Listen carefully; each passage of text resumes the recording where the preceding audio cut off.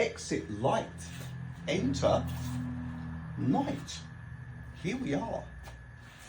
The sharp end of the stick, not really. It's just night and day, isn't it? Night, day, light, dark. That's it. That's all there is, okay? The question we're asking ourselves, now it's night time, these colours. When we turn, I'm going to turn the TV off because we're going outside in a minute. We're going to go bush. We're going to go out into the field and look at stars. These colours, when I turn these lights off, right, the question that we are asking ourselves, and it is a self-answering question.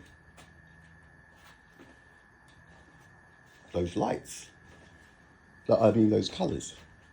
When I do this, what's happened? Have the colours disappeared? Or are the colours still there and it's just dark and we can't see them?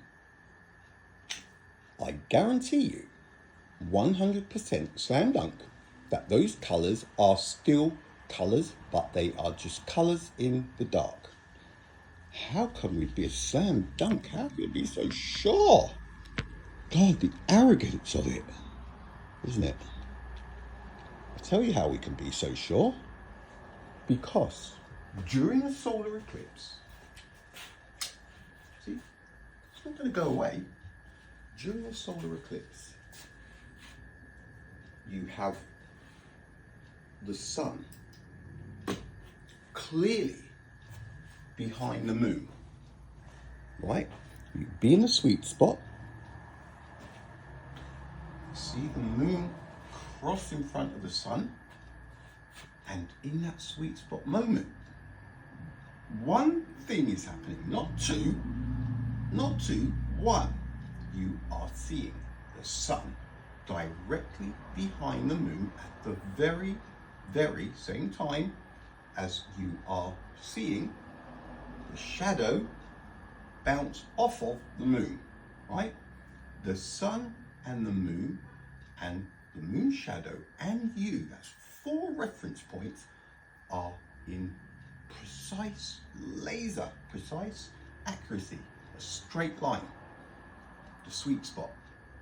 This can only happen if the sun's light is absolute. You even see the moon coming across.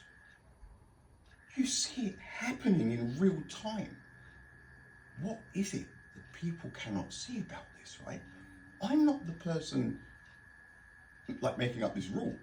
It is called pure logic and obviously common sense. To deny this is, well, I'm not sure what the words are. Borderline insane. Lock off. Cuckoo. Guys, it's not going away, right? If you have the moon in front of the sun and you're in the shadow, and as the moon, or as we turn on our axis, the moon seems to move, it's in line with the sun and you. It doesn't matter where on planet Earth this sweet spot happens. It is a 100% precise straight line. And what does that sound like? Seriously, you just need to stop being silly and start listening. Not listening, paying attention to the proper facts. Once you start paying attention to the proper facts, you'll start to see the bullshit. I highly recommend it. People, you can hit there. There is no logical explanation. Every single explanation that anybody has ever given me for the sun to be appearing behind the moon during a solar eclipse is illogical.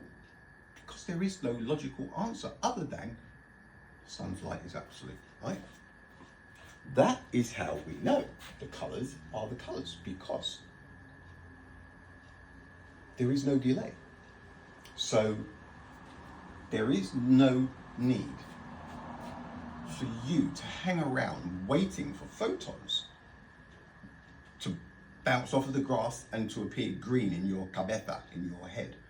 When you go outside, when we're about to go outside now, buckle up, because what you're going to be seeing is the stars exactly where they are, for the first time, some of you, guys, you have not waited any amount of time for any star to reach you. We're going to go outside and we are going to see the 3 closest stars to us. We're lucky we've got them in the night sky, right? Take it for granted. And Sirius, it's the brightest star in the night sky, right? It's the brightest star in the night sky. The first one we're going to look at, it's 8.6. I say this, they say it's 8.6 light years away. It's not. It's radiating absolute light. The reason that we see it is because it is powerful enough to reach us. The end. It did not, the day it decided to switch on, the light did not go for 8.6 years. That does not happen. Light radiates. Light source will radiate its light at absolute speed. This bulb, 2, 3, 4, 5 kilometers over the river. If I turn it on, people don't need to wait. I know people will be saying, yeah, it's only over the river, it's close. It's irrelevant. It's the light source. If we quadruple this light source to something like this, and let's say it reaches 100 kilometers, same deal. The 12 centimeter diameter mirror will bounce the sun's light over 100 miles at absolute speed. There is no delay, right? The bigger something gets, the further it radiates its light at absolute speed. There doesn't come a time when it gets to a certain size, well there does lately, the human leash. It's ridiculous. As things get bigger, they radiate their light further at absolute speed. It's really simple, okay? So we're going to see Sirius at 8.6 kilometers. Sirius? No, Sirius. Sirius. Seriously, right, Sirius, 8.6, the brightest star in the night sky. Then we're going to see Canopus. Canopus is 351 light years away. I've got it written down. Where is it? There it is. Because there's two, there's a 350, right? So we're going to see Sirius, that's 8.6 light years away. We've got Canopus at 310 light years away. It's the second star that we're going to look at. And then we've got our very own Proxima, right? Well, we're not going to see Proxima Centauri. We see Rigil, it's called Rigil Kentaurus, and that is the Alpha Centauri constellation, right? The Centauri constellation. And we have Centauri A and B. It's a binary star system. Boop, boop, boop, boop. We call it Centaurus. We see it as a single star. It's 4.3 light years away. It's the way they work it out. It's not. You're seeing them live as they are. If they decided to go out, hey, look, it just went out. If it was just a glitch and it came back on, oh look, they're back on. That is how fast we are talking. A light source will radiate its light as far as it's going to radiate its light at absolute speed. The sun is a clear indication of absolute light. There is no delay. There is no delay. If there is, where is it? All right? And then there's another star called Hadar. It's just above the Centauri, that's 4.3 away. This one is 350 light years away. It's not the brightest, it's not a nothing star, it's a star, but it's just for a point of reference that you've got one that's 4. I'm doing it again. They're not 4.3 light years away. They're just saying it is. Maybe it's a certain distance. Look, listen, they're claiming knowledge that cannot be known. Right? This goes on and on and on. You have to understand that it is a lie. How do we know? Because of the massive star on our doorstep that is in front of the moon during a solar eclipse. It is not a clue, it is just a fact that's staring people in the mush in the face. light. So we've got, come back here a bit. Right. Now these stars, they drop in the night sky, so they move further away in the same direction as we spin on our axis. Now, that right there is Sirius. It's, according to them, 8.6 yada yada, but it's not. You are seeing that star flashing there. Obviously a plane still there.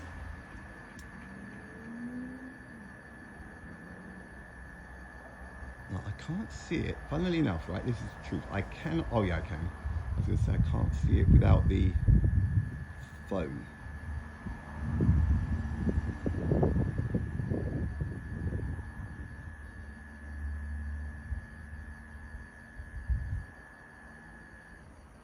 There you go, our very first UFO together, folks. And it's probably whatever to somewhere. Right, Sirius, 8.6 light years away. You're seeing that star exactly as it is. There is no delay to talk of. Absolute light. If it went out, you'd see it go out. Don't know what those are there. That right there is Canopus, the second brightest star in the night sky. And this one is 300 and what was it, 50, we can check what it's a long way away, but it's the second brightest star in the night sky, right? It doesn't matter how far away a star is, it's all how bright, the power that it radiates its light. You must have heard me say this 1,000 times by now. And then our very own, right, we've got two stars there. You can see them right there. So that top one is a star called Hadar, and it's about, I think it was 350, one of them's, was it 310? No, Canopus is 310, I think, and this Hadar at the top is they say it's 350, but it's not. It's radiating absolute light, for crying out loud. If it went out, it's a light. Look, it's a light. It's on or it's off. It reaches you or it doesn't. It doesn't travel for 350 years and then suddenly appear there like, ding, hello. Far out. Guys, it is common sense if you get your heads around this. And there is the Proxima, the Regis Centaurus. It's two stars, Centauri A and Centauri B, I think it is, and closer. They're about 4.3 something. Look, they're doing it again light years. It's not. You're seeing them at the absolute speed, right? You're seeing them as they are. But what they reckon is 0.1 of a light year, 0.1. So 4.2 light years, we have Proxima Centauri, which should be visible right here as I'm doing this. But it is not visible because it is not powerful enough. Now, why is it not getting its light to here if it is literally the closest star to us other than the sun, but we can't see it, but we can see these two, right? Now you're seeing these in real time. This Mickey Mouseness delay. Every night they come over, right? All of these stars, look.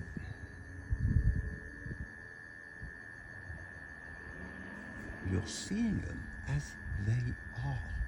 There is no delay. No delay whatsoever. It's illogical. They're lights. Lights. It's kind of a timeless thing. It's on or it's off. You see it. Or you don't. I kind of need to up. I didn't see that. But it wasn't out of range. It was invisible to me because it was dark.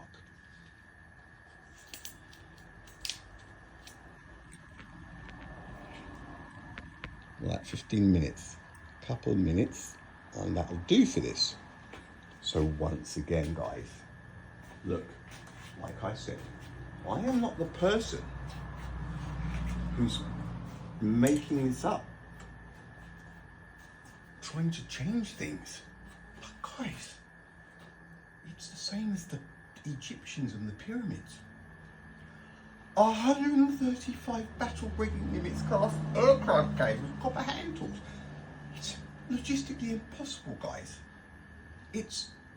Everybody's got this, everything's possible, because everything's, you're surrounded by absurdities. Guys, life is very, very simple, right? As soon as you stop, if you can honestly sit down on your own and think about what I'm saying about the sun, right? Being behind the moon during a solar eclipse. Seriously, I'm being very, very serious here. Think about this on a personal level. You can talk to anybody you want and ask anybody. It's not about that. It's about understanding it on a personal level, so you don't have to rely on what somebody else says to you. It's about a kind of knowledge, intelligence, thinking for yourself and working what I'm saying out for yourself. You have the sun directly behind the moon during a solar eclipse. You're in the shadow. It's a precise, precision instrument, the sun, right? It's absolute light. That is why everything is in line. That is why you find yourself in that sweet spot moment. You see, this is the craziest thing as well, you freaking see the moon move in front of the sun in real time, for crying out loud. 8 minutes and 20 seconds. What? Where? Guys, and then you see it come out the other side, and whoever's over that way, and in this case going northeast, the shadow followed them, and they had the absolute light with the sun directly behind the moon. Guys, this is ABC 1, 2, 3. This is the beginning, the start of common sense coming back. You don't need, you shouldn't need a teacher or even me to keep drumming this over and over. It is the moon and the sun. And as we spin on our axis, poof, you see it happening in real time. It's absolute light, okay? It can't be more clearer than this, what I was saying. Once you work this out, you'll go, if you really think about it, there's no other, listen, you either go the illogical way and believe something totally illogical that defies common sense, which starts to affect your common sense, or you realize that what I'm saying is obviously true. And then you'll go, that does mean stars that we just saw are radiating absolute light, because there is no delay. We live in the present. The universe is live in the present. When they look through these telescopes, see, this is the knock-on effect. It does not matter how strong a lens you have. If the JWST is at Lagrange point 2, that was discovered in 1772 by Lagrange, 100 years before electricity, well done, Lagrange. Lucky for the space telescope, that's what I'm saying. If they look at it, the telescope's up there, and the pictures that they show us are real.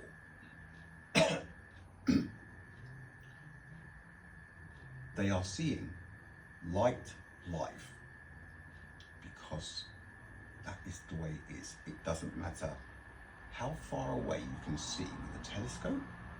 If you're seeing far away stars that you cannot see with the naked eye, that they're further away, you are seeing that star exactly where it is.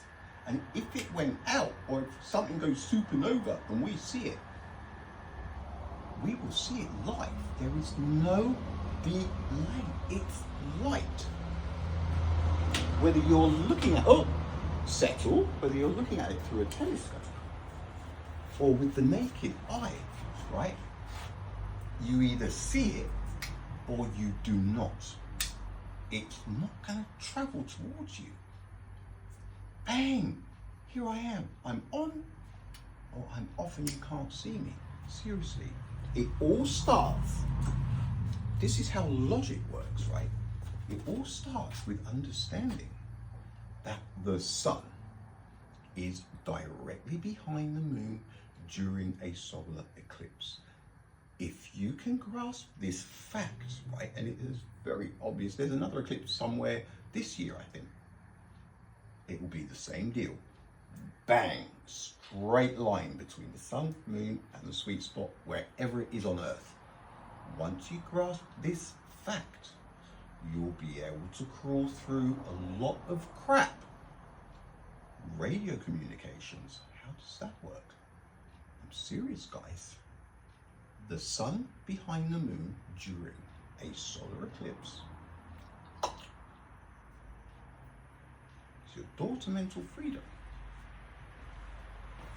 Release that freaking human leash, because that is all it is. 21. That's a good number. Blackjack. All right, guys. I don't think I'll be coming back again tonight. If I do, it's because something special. All right, later, peeps. The sun is directly behind the moon during a solar eclipse.